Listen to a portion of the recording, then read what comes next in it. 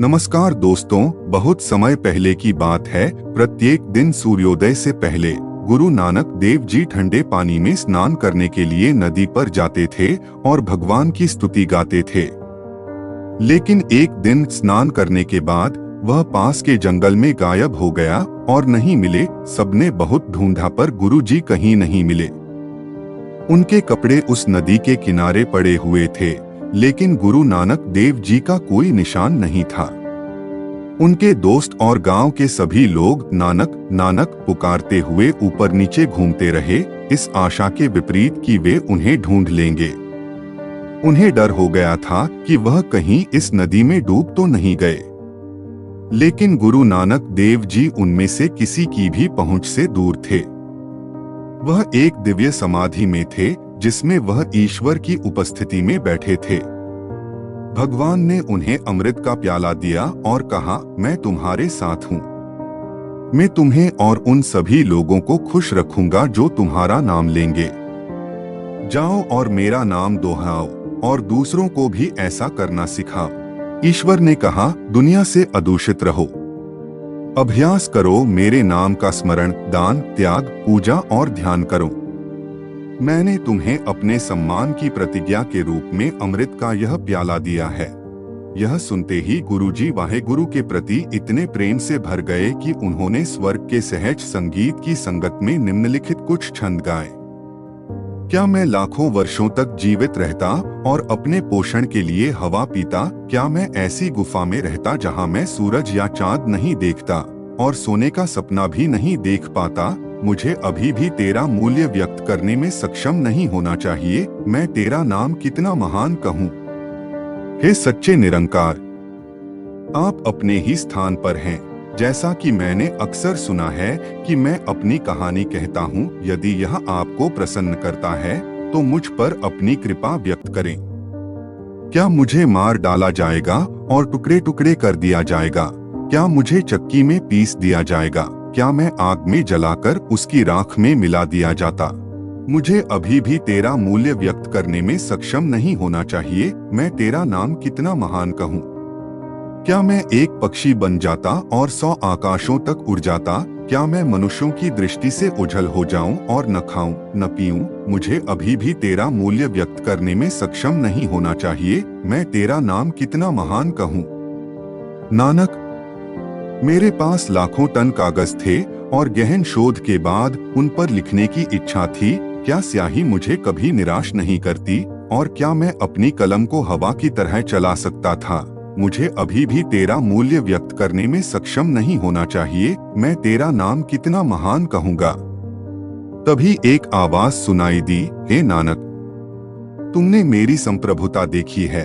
तब गुरु जी ने कहा, हे महाराज, ऐसा क्या है जो मनुष्य कह सकता है और जो मैंने देखा है उसके बाद क्या कहा या सुना जा सकता है?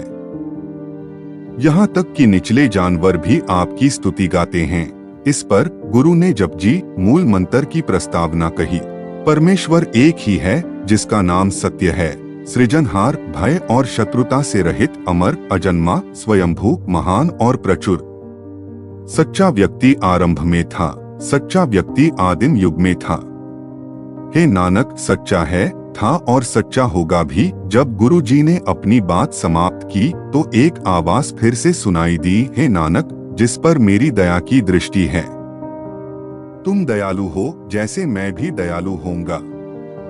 मेरा नाम भगवान आदि ब्रह्मा है और तुम परमात्मा हो, गुरु।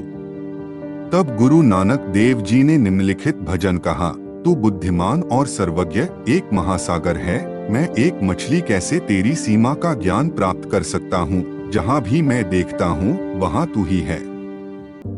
यदि मैं तुझसे अलग हो जाऊं तो फट जाऊंगा। मैं न तो मछुआरे की मौत को जानता हूँ और न ही उसके जाल को डोट। जब मैं दुख में होता हूँ तब मैं तुम्हें याद करता हूँ। आप सर्वव्यापी हैं, यद्यपि मैं आपको दूर समझता था। मैं जो करता हूँ वह तेरा पेटेंट है। तू मेरे कामों को देखता है तो भी मैं उनका इनकार करता हूँ। मैंने तेरा काम नहीं किया या तेरा नाम नहीं लिया। तू जो कुछ देता है वही मैं खाता हूँ। तेरे सिवा कोई दूसरा द्वार नहीं है। मैं किसके द्वार पर जाऊं? फिर गुरु नानक देव जी एक प्रार्थना करते हैं, आत्मा और शरीर सब आपकी शक्ति में है। तू निकट है, तू दूर है और तू मध्य है। तू देखता और सुनता है।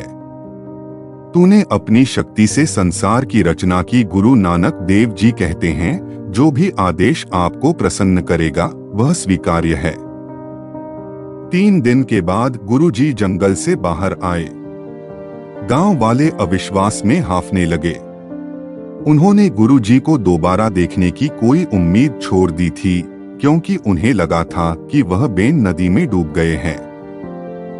उस समय यह आम धारणा थी कि गुरु जी पर एक बुरी आत्मा का साया था और उसे दूर करने के लिए एक मुल्ला या मोहम्मद पुजारी को बुलाया गया था। मुल्ला ने नानक जी के गले में लटकाने के लिए एक ताबीज लिखना शुरू कर दिया। जब मुल्ला लिख रहा था तो नानक जी ने कहा, जब खेत बर्बाद हो गया तो फसल का ढेर कहाँ है? उन लोगों का जीवन शापित है जो परमेश्वर का नाम लिखते और बेचते हैं। जब कोई ईश्वर के भय से पागल हो जाते हैं और एक ईश्वर के अलावा किसी को नहीं पहचानते, जब वह यह एक काम करते हैं तो उसे पागल कहा जाता है। जब वह स्वामी की आज्ञा का पालन करते हैं तो इसमें और किस बात में बुद्धिमत्ता है? जब मनुष्य प्रभु से प्रेम करता है और अपने आप को निकम्मा समझता है और बाकी दुनिया अच्छी है, उसे पागल कहते हैं। इसके बाद गुरु नानक देव जी ने धार्मिक वेशभूषा धारण की। बहुत देर तक उन्होंने कुछ नहीं कहा। आखिरकार जब वे बोले तो उन्होंने कहा, कोई हिंदू नहीं है और कोई मुसलमान नहीं है। उस दिन से उन्होंने सभी को यह संदेश फैलाया कि सभी समान हैं और भगवान उन्हें समान रूप से प्यार करते हैं, चाहे वे उनकी पूजा कैसे भी करें। उन्होंने यह भी सिखाया कि ईश्वर के प्रति अपना प्रेम दिखाने का सबसे अच्छा तरीका उनके नाम की स्तुति करना है। धन्यवाद।